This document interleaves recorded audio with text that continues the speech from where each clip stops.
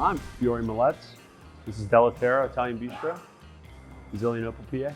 So Orecchiette is like one of my favorite pastas. I just recently learned how to make it by hand. I'm still practicing. It's fun. It's a very fun pasta, and I love the texture of the pasta. So Orecchiette, equal parts semolina, flour, and water. And mix all this together. Slowly add this water in. So Orecchiette, I'm not gonna add any salt to it. We're gonna use the water to add salt to the pasta. You gotta work this until you feel all of the little granulars of flour smooth out. It takes about 15-20 minutes. It's really chewy and kind of gummy, and it holds the sauce really, really well.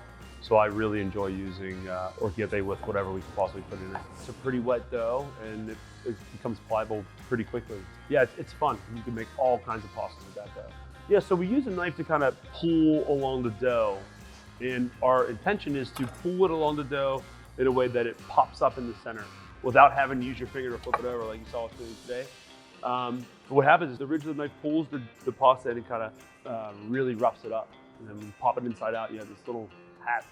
Yeah, the more serrated or the bigger the serrated, the better it'll work out for you. So the serrated part of the knife creates friction, I guess, and it just pulls along the dough. And since the knife is up and down, the dough can fit inside those little serrations, and it kind of like pops it up.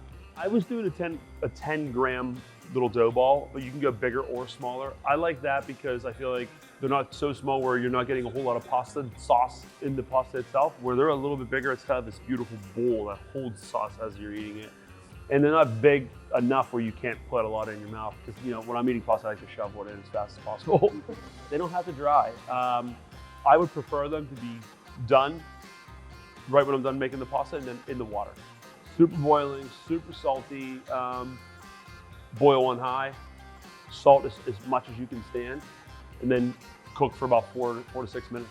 Make sure that the pasta water tastes like the sea, and it does, salty enough. Pork boscaiolo, it's a northern Italian sauce with a different style of pasta that you would see in the north, but they work so well together. Boscaiolo is something that we've been doing since we've opened, 8 years ago. It worked perfectly with the Orecchiette. The Orecchiette itself is a nice, hard, dense, like hearty pasta, so it's just so warm. And here we go.